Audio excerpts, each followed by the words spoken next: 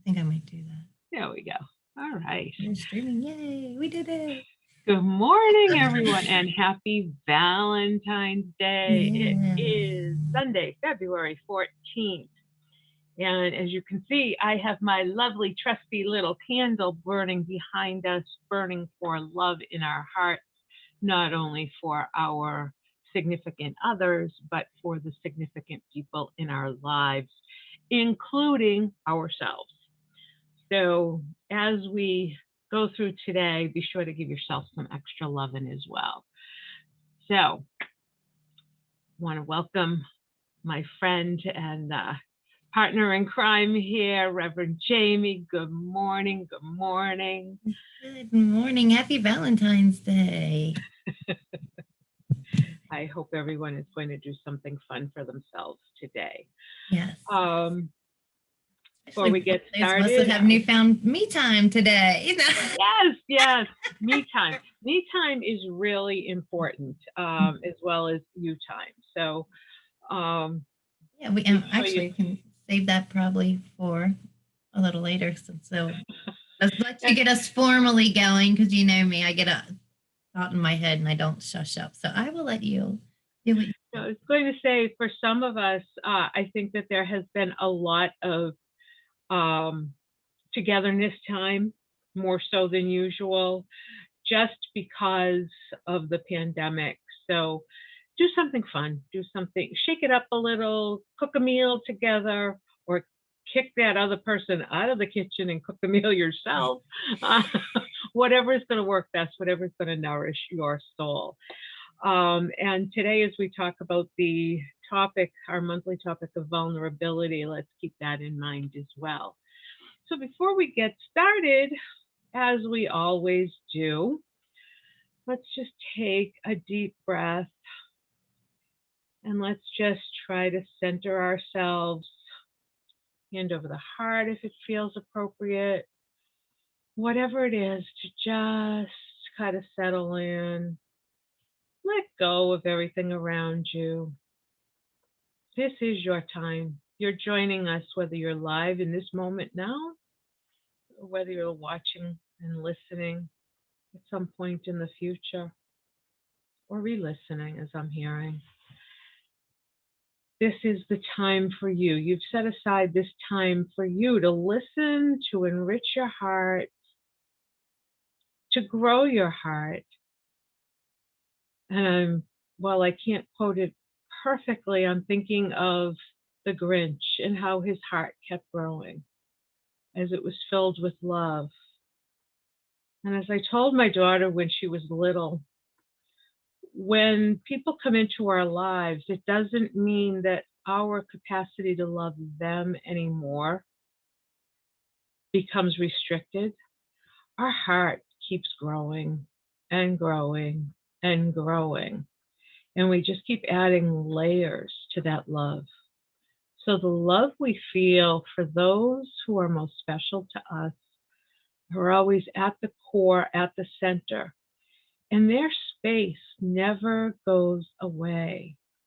It's just the others just fill in the spaces around it, but not to the point where it restricts the capacity for our love to grow. Our heart is ever, ever, ever growing, and it has the capacity to take in more and more and love with the same ferocity. And I'm hearing that as we touch on today's topic of vulnerability, remember that our heart expands and it holds all of that love and it grows and it deepens and it strengthens. And that is the key to allowing yourselves to tap into the power of that vulnerability. And so let's explore how we do that.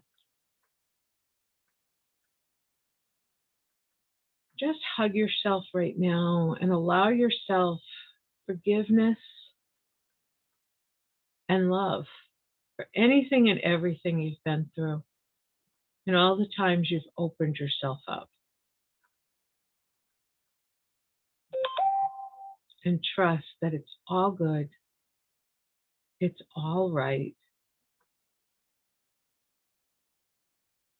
And that you are a beautiful being of light and love. Blessed be. That was beautiful. There's so no, I always just want to go to sleep after and say thank you. Great week. No, that's because supposed it to feels be so good. that's supposed to be the closing blessing at the end of the day when you feel like you want to take a little nap. So I was thinking about the term vulnerability, and I think that we look at vulnerability in two ways. Not only is vulnerability, it's something that's very real, to be vulnerable, to be open to attack or to criticism. But I think in so many times we consider ourselves vulnerable, and it really isn't. It's a perceived vulnerability. It's not a real vulnerability, but we perceive the attacks we might get. And I think a lot of times that's born out of self-criticism and self-doubt. And I think one example that just brings that point home for me is I am, to a fault, and it is a fault, extremely, extremely, extremely independent and strong-willed when it comes to not taking help.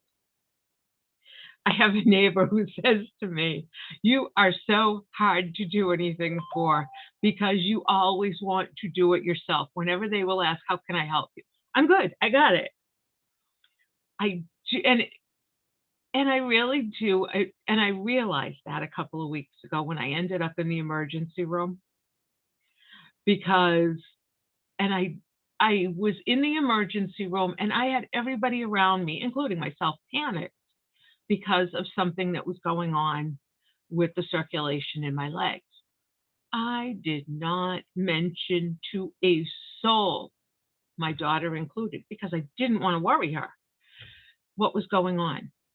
Whereas had I talked about what was going on, had I mentioned it to my neighbor on our, well, at least once a week walks, had I told her what I was concerned about, she may have offered an alternative solution.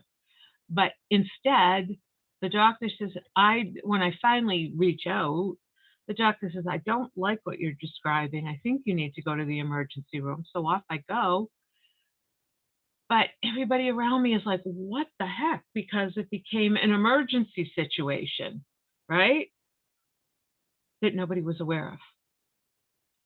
Had I been vulnerable enough, had I not been so independent and so afraid that somebody may look at me as weak or somebody may worry about me that I had said something, it would have been so much easier to deal with for everybody around me and for me, because maybe I wouldn't have gotten as panicked. So I think I really feel like we need to look at how we are our own worst enemies when it comes to feeling vulnerable. And Jamie, I bet you have a story that's similar to that.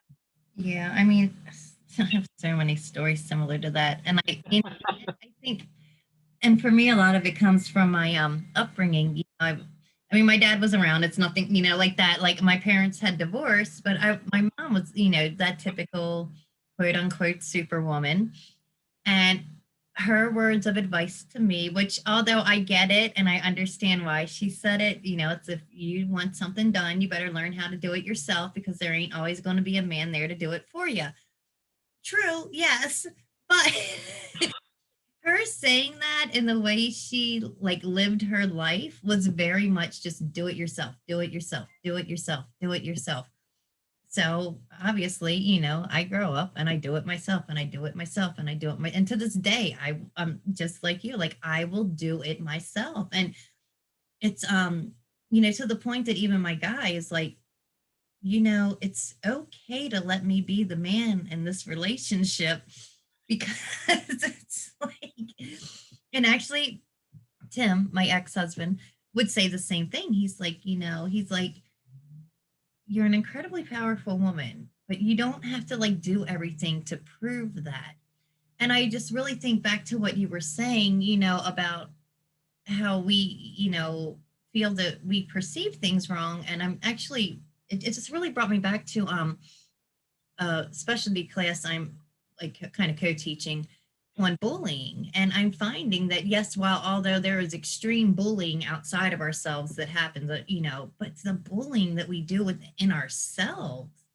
And it kind of ties into that vulnerability piece, right? Because we don't want, for whatever reason, it's like we take vulnerability as weakness. And it's like, I'm learning like vulnerability, sensitivity, all these things that are beautiful gifts that somehow, some way we have all distorted, even by the things we tell ourselves that like they're not, and it's like this horrible, weak thing to be. And it's horrible, you don't ask for help unless, you're in the emergency room, right? Till you get to the point that you're in the emergency room. I mean, I remembered, I was in active labor and I drove myself to the hospital and I just played it so cool that I knew the receptionist there.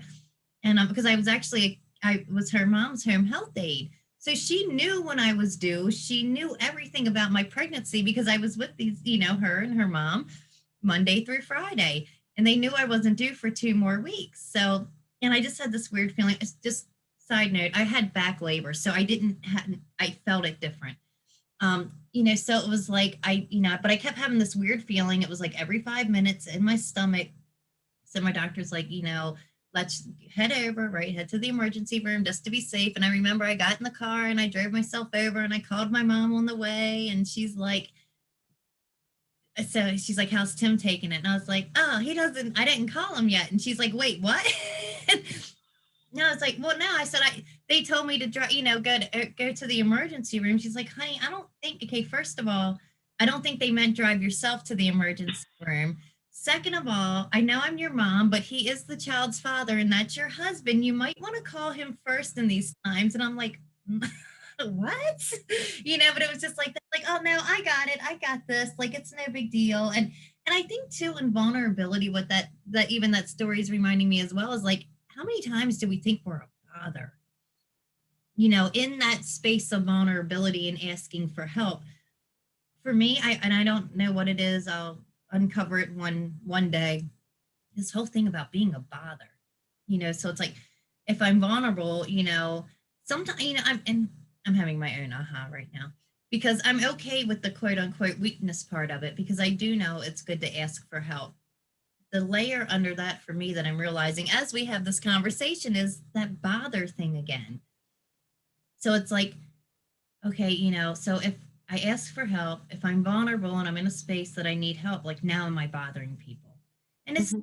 it's such a garbage thought, honestly, because I mean, I'm blessed. I have people like I can go to Marianne at any time. I can go to Rev Elvie at any time. I can reach out to the community at any time.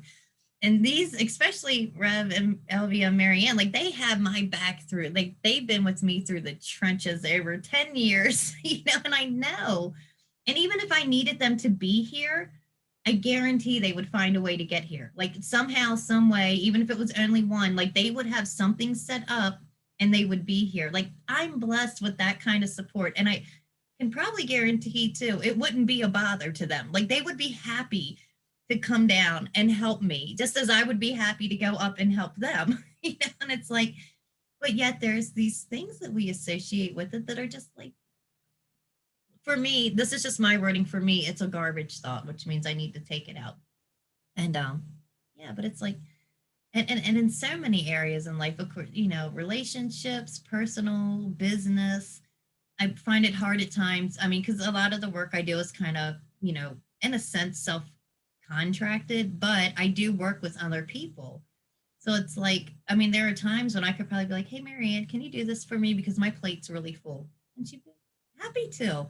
But even in that, there's times where it's like, I don't want to ask. Like, I'll just, right, will our way through. Because I'm like you, I got that strong will and I'm just going to will my way through. And then there's other fallout, burnout, cranky, tired, irritated, just every little thing. Just I notice when I start to wake up grouchy, I have no reason to wake up grouchy, none whatsoever. And but it's because I'm just not I'm allowing myself to be vulnerable and ask for help. Yeah. And then I get to a point, then I go into my pity party. Oh. When and I know I go back to this a lot, but it was a significant event when Krista had her heart attack. Mhm. I was literally in the hospital every day because she wanted me there. So I was there at 7, 8 o'clock in the morning. I didn't come home until 10, 11 o'clock at night. Well, now she's getting ready to come home. I want to get clean sheets for her. I want to pick up her room a little. My house here it is 10 days. I haven't done anything in my house. Everything is just thrown everywhere. When we left to go to the emergency room that day, everything was everywhere. It's like, where did I have time to do that? And it was finally a time when it was like, I really would like to. That's when I finally reached out to people and I called my neighbor and I said, if I drop off, just drop my laundry basket at your door on my way out today, could you wash my sheets and dry them for me? She's like, give me your key. I'll come make the bed, and, and then I'm like, oh, I'm devastated. I don't know what to do. I have nobody to turn to talk to. I'm going through this all by myself. Nobody understands what I'm going through. And then I get myself in the squirrel or the hamster wheel with no exit ramp. And, I can't call this one because they're busy with their kids. And I can't call this one because they don't have kids and they wouldn't really understand. And I can't call this one because their work is overwhelming. And I can't call this one because I can't throw my stuff on their stuff. Meanwhile, they're waiting and they're holding the space for me and they're hoping I will because they want to do something. Mm-hmm. And I guess that's the most important thing that I feel like we can leave people with right now is if you have self-imposed vulnerabilities, stop and really think. Are the people you're thinking to reach out to and feeling like you can't because of your garbage thoughts, as you call it, if they're probably sitting and they're waiting. My mom, when Krista was diagnosed with diabetes, my dad had just come home from the hospital. He had a chronic heart condition. He was in the hospital the day we were in the emergency room. Krista was admitted with diabetes. This is when we're going way back now. Mm-hmm. But I stayed in the hospital with her. I learned everything I needed to know about diabetes to take my child home. I came home, I took her to school, I took her to her before school program, I took her to her after school program. I taught all of her teachers what they needed to know to be aware. And I hadn't gone back to work, but I was going back the next day. And that night at the dinner table, now I have to think of new ways to cook because back then, the way, your food, you really had to watch the carbohydrates and your food intake. And because insulin didn't have all the technologies for the delivery systems. And that night at the dinner table, I burst into tears. And my 5-year-old says to me, Mommy, am I going to die? And I say to her, no, honey, Mommy's just learning how to take care of it. I just wish I had another grown-up to talk to. She says, I'll call Nana. Well, my mom's taking care of my dad, who had just come home from the hospital with serious heart issues. And I'm like, no, don't call Nana. It's okay. Mommy will be fine. Let's go to bed. And we just went to bed early. And I related that story to my mother a couple of years later. And you know what she said to me? I wish you had called me. I was waiting for you to call me. I was waiting for you to tell me you needed me. I was here. So sometimes we think we're protecting people and we're too vulnerable to ask for help, and we're not. We've got those garbage thoughts about we're going to be a bother. We are doing a disservice to those who love us because they are waiting with open arms, shoulders that are free to lean on, and ears that are open to hear us. So the next time you're feeling somewhat vulnerable, it's okay to be vulnerable. So you're not, if it's somebody who truly loves you, they are ready, willing, and able. And if they're not ready, willing, and able, they will make themselves ready, willing, and able, and will run through the fires of the universe to get there for you. So I think we have to really stop and think about our vulnerabilities. Are they perceived or are they real? And I'm just guided to add in too that sometimes, for lack of better wording, when we reach out for help and people are willing, but we think like, oh, I can't because they have this, this, and this, it's almost a welcome distraction. And so it's like, because sometimes we get so caught up in our own stuff that opportunity to be there and be of support to someone else is actually just what the other person needs. And and just trusting and knowing that people will tell you, like, you know what, I can't, do this, but I can do that. Or, if you can just give me a little time. But most times they're like, yes, and they're right there on it. And like I say, I really feel like too that, sometimes it's, like I say, I don't want to call it a distraction. That's just lack of better wording in terms. It's a welcome reprieve. And it pulls them, maybe even out of their mind because they may be overthinking something, or they just need, again, that reprieve from whatever's going on in their life. And and we always say, like, being of service, like that is like the ultimate for us, right? Is to be able to service to other people. So here we're almost not even giving people a chance to fulfill that and be of service. And I know so many people, when you're truly, in situations like this, especially where you're, and you're truly coming from the heart and they're coming from the heart. It almost like revitalizes you and lifts your energy. And it just, the energetic exchange in there in and of itself can be so beneficial to everyone involved. And that's so true. And I was thinking about that, that being of service. Some people are here. That is fulfillment for them. And when they can do something for another, and I know that's the way it is with my neighbor, and she always is saying, you make it so hard to do anything for you. And so in some ways, I am holding her back from being of service because I am trying to be so independent. Like the last couple of snowstorms, when I go out and clean my car, I usually will try to get her as she's shorter than I am, and she can't get the roof of her car. So I always do the roof of her car, but so I end up doing her whole car. And she's got a huge car. She's got one of those older cars that's massive. And Right. like, man, you got to get a smaller car, my friend. I've noticed the last couple of snowstorms, she's gone out and she's done her own around the perimeter of her car. And she's done mine too. Oh, bless her. And it's like, I feel badly that she's doing it, but I realize to say, don't do that is taking away from her ability to be of service. So, and she feels vulnerable because I'm always doing for her.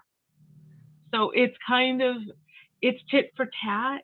It's us cooperating together. So yes, this wasn't a talk about vulnerability so much, but I think being open to allowing others to help us is so key. And because there is a give and take in that exchange, and it's so powerful. And if we're constantly the ones that are on the receiving end and we're not able to pay back in some way, we're disrupting the flow. There has to be that give and take. So my guidance is for all of you listening, and I pray that this is helpful. Don't always be the giver. Don't always be the taker. But work on that exchange. Open yourself up. Become somewhat vulnerable. because that keeps the energy exchange and that flow moving so much more powerfully. Perfectly said. Perfectly said. Did you just go mute? Mm-mm. Can you hear Oh, me? there you are. Now I hear you. Yeah, I was saying perfectly said. Just perfectly said. Yeah. Anything else you need to add? No, that feels, because you know us, we'll open up a whole other discussion. So I I'm know. We could being talk for good hours. today. Yes, yes, I'm being good. Yeah, so we're gonna stick to me and Mary, All right. this fantasy of keeping these to 30 minutes, and we're actually kind of close today. So I'm gonna. All right. Well, let's pull up our tenants and get started with them. Yes. All right. Okay, so just asking everyone as you're guided to just again placing your hand back over your heart and taking a nice deep breath. And just really allowing our beautiful tenants to just fill your body and your cells. I open my heart with deep gratitude and intend today to master my spiritual, mental, emotional, and physical energies. I am dedicated to my spiritual practice.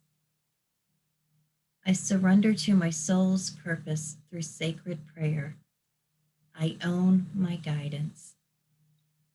I live in partnership with my angels. I serve with a loving heart. I am compassionate in every moment. I trust it's all good. I allow immediate forgiveness. I honor my truth. I listen to the spiritual messages within my physical body. I express myself creatively. I am one with Mother Earth. And so it is. So it is. And as we head out into the week, I'd just like to close with our prayer that me and Marianne have cohorted and co-created. So again, just staying in that space of receiving. O divine creator, keeper of my higher power, I humbly ask that you help me to hear through your attentive ears, see with your clear vision, touch and feel with your gentleness, speak with your non-judgmental tongue, and embrace and welcome all with your loving and accepting heart. Blessed be. Blessed be. Thank you, my love. Thank you. Always a Thank you. pleasure to spend a Sunday morning with you. And Valentine's Day to get Yay! my Valentine, So hey. I love it. I love it. And next week, Reverend Dawn and Carolyn will be with you to wrap up our month of discussions on vulnerability, and we'll see what the final week of the month brings for our wrap up week of the month, and before we start a new topic for next month. And as always, if there's anything we can do for you, please let us know on Facebook, or reach out to either one of us, or through any of the many ways you have to reach us. Mm-hmm. We are always here for you, and we look forward to hearing from you if we can be of service, or if there's anything you would like to add to the discussion here. Until next time, we love you. Be well. Okay. Bye. Bye.